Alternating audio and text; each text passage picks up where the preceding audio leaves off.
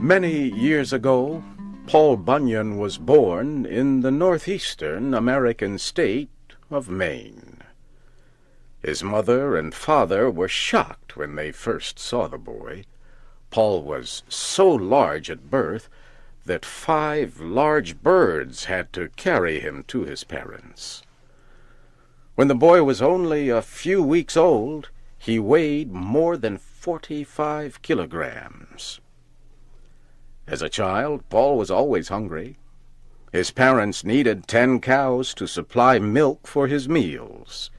Before long, he ate 50 eggs and 10 containers of potatoes every day. Young Paul grew so big that his parents did not know what to do with him. Once, Paul rolled over so much in his sleep that he caused an earthquake. This angered people in the town where his parents lived, so the government told his mother and father they would have to move him somewhere else. Paul's father built a wooden cradle, a traditional bed for a baby. His parents put the cradle in waters along the coast of Maine. However, every time Paul rolled over, huge waves covered all the coastal towns. So his parents brought their son back on land. They took him into the woods. This is where he grew up. As a boy, Paul helped his father cut down trees. Paul had the strength of many men. He also was extremely fast. He could turn off a light and then jump into his bed before the room got dark.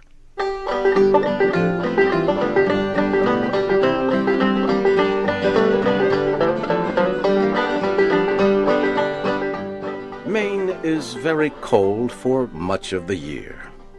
One day, it started to snow. The snow covered Paul's home and a nearby forest. However, this snow was very unusual. It was blue. The blue snow kept falling until the forest was covered. Paul put on his snowshoes and went out to see the unusual sight. As he walked, Paul discovered an animal stuck in the snow. It was a baby ox. Paul decided to take the ox home with him. He put the animal near the fireplace. After the ox got warmer, his hair remained blue. Paul decided to keep the blue ox and named him Babe. Babe grew very quickly. One night, Paul left him in a small building with the other animals. The next morning, the barn was gone, and so was Babe. Paul searched everywhere for the animal. He found Babe calmly eating grass in a valley, with the barn still on top of his back. Babe followed Paul and grew larger every day. Every time Paul looked, Babe seemed to grow taller. In those days, much of North America was filled with thick green forests. Paul Bunyan could clear large wooded areas with a single stroke of his large, sharp axe. Paul taught Babe to help with his work. Babe was very useful. For example, Paul had trouble removing trees along a road that was not straight. He decided to tie one end of the road to what remained of a tree in the ground. Paul tied the other end to Babe. Babe dug his feet in the ground and pulled with all his strength until the road became straight.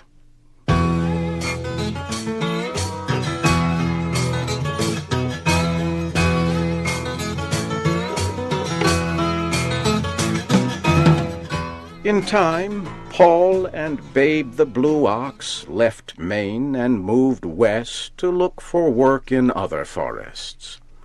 Along the way, Paul dug out the Great Lakes to provide drinking water for Babe. They settled in a camp near the Onion River in the state of Minnesota. Paul's camp was the largest in the country. The camp was so large that a man had to have 1 week's supply of food when walking from one side of the camp to the other. Paul decided to get other lumberjacks to help with the work. His work crew became known as the 7 Axe Men. Each man was more than 2 meters tall and weighed more than 160 kilograms. All of the axemen were named Elmer. That way, they all came running whenever Paul called them. The man who cooked for the group was named Sourdough Sam. He made everything, except coffee, from sourdough, a substance used in making sourdough bread. Every Sunday, Paul and his crew ate hotcakes. Each hotcake was so large that it took 5 men to eat one. Paul usually had 10 or more hotcakes, depending on how hungry he was. The table where the men ate was so long that a server usually drove to one end of the table and stayed the night. The server drove back in the morning with a fresh load of food. Paul needed someone to help with the camp's finances. He gave the job to a man named Johnny Inkslinger. Johnny kept records of everything, including wages and the cost of feeding Babe. He sometimes used 9 containers of writing fluid a day to keep such detailed records. The camp also was home to Sport, the reversible dog. One of the workers accidentally cut Sport in 2. The man hurried to put the dog back together, but made a mistake. He bent the animal's back the wrong way. However, that was not a problem for Sport. He learned to run on his front legs until he was tired. Then he turned the other way and ran on his back legs.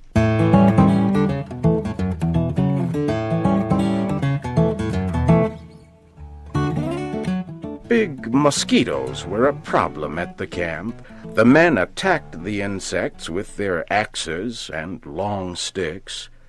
Before long, the men put barriers around their living space. Then Paul ordered them to get big bees to destroy the mosquitoes. But the bees married the mosquitoes, and the problem got worse. They began to produce young insects. One day, the insects' love of sweets caused them to attack a ship that was bringing sugar to the camp. At last, the mosquitoes and bees were defeated. They ate so much sugar, they could not move. Paul always gave Babe the Blue Ox a 35-kilogram piece of sugar when he was good, but sometimes Babe liked to play tricks. At night, Babe would make noises and hit the ground with his feet. The men at the camp would run out of the buildings where they slept, thinking it was an earthquake. When winter came, Babe had trouble finding enough food to eat. Snow covered everything. Ole the blacksmith solved the problem. He made huge green sunglasses for Babe. When Babe wore the sunglasses, he thought the snow was grass. Before long, Babe was strong and healthy again. One year, Paul's camp was especially cold. It was so cold that the men let their facial hair grow very long. When the men spoke, their words froze in the air. Everything they said remained frozen all winter long, and did not melt until spring. Paul Bunyan and Babe left their mark on many areas. Some people say they were responsible for creating Puget Sound in the western state of Washington. Others say Paul Bunyan and Babe cleared the trees from the states of North Dakota and South Dakota. They prepared this area for farming. Babe the Blue Ox died in South Dakota. One story says he ate too many hotcakes. Paul buried his old friend there. Today, the burial place is known as the Black Hills. Whatever happened to Paul Bunyan? There are lots of stories. Some people say he was last seen in Alaska, or even the Arctic Circle. Another tradition says he still returns to Minnesota every summer. It says Paul moves in and out of the woods, so few people ever know.